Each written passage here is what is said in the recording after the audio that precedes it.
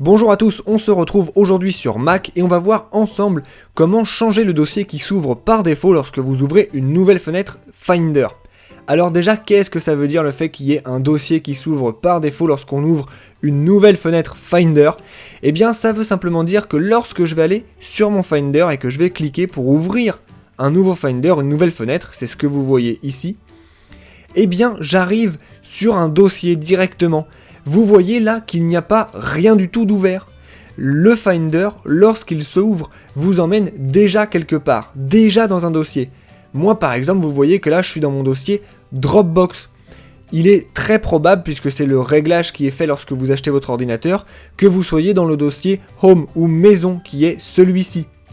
Quoi qu'il en soit, ce dossier-là, vous pouvez le changer. S'il y a vraiment un dossier que vous utilisez énormément, eh bien vous pouvez dire à votre Finder que lorsque vous allez ouvrir une nouvelle fenêtre, eh bien vous voulez tomber sur ce dossier-là par défaut.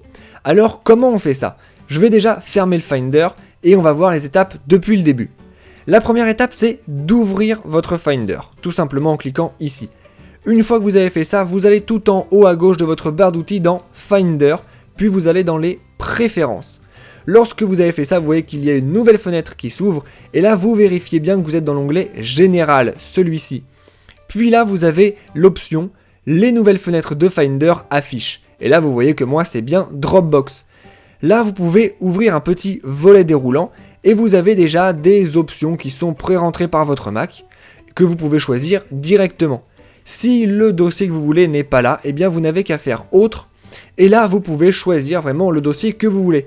Nous par exemple on va se rendre sur notre bureau et on va choisir notre dossier fond d'écran. Une fois que j'ai cliqué dessus, je fais simplement sélectionner. Vous voyez que c'est maintenant lui qui est ici. Et si je ferme tout et que j'ouvre une nouvelle fenêtre Finder, eh bien vous voyez maintenant qu'il ouvre par défaut le dossier fond d'écran exactement comme je viens de lui dire. Vous savez donc maintenant comment changer le dossier d'ouverture par défaut du Finder.